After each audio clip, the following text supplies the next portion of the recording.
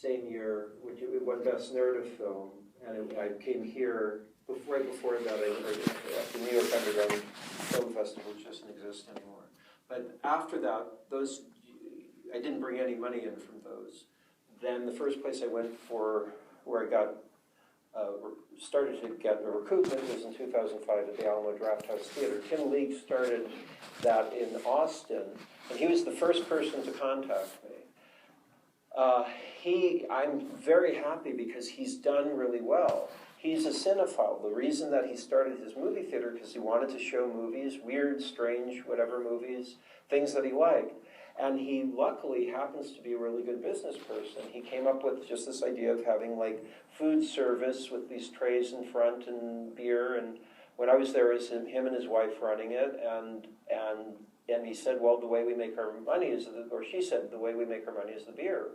And what it meant is by the food and the beer, they didn't have to worry about the corporate programming, so they could program whatever they wanted. And therefore, it grew a genuine community. And that's positive propaganda. You know, these become educational centers.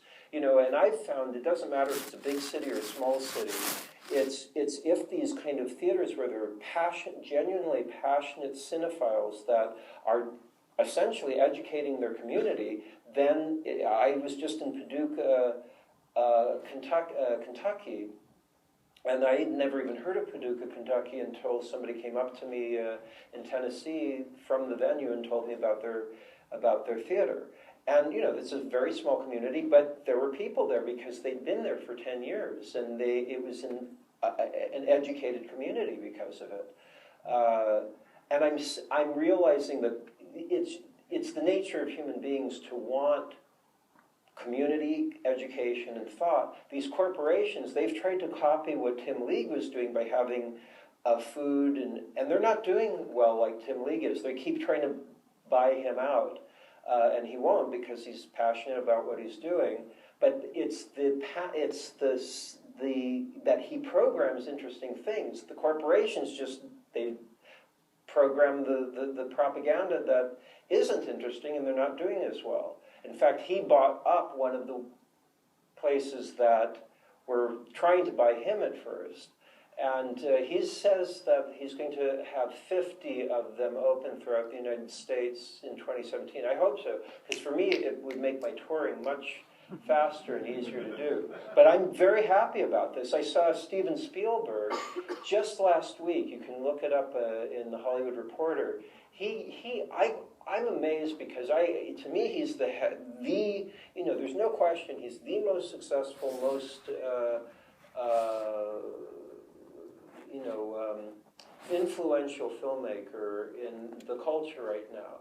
And he's the head propagandist, basically. And he could be doing like incredible things for the culture. I don't think he is. And he's normally very careful about what he says. And he slipped up.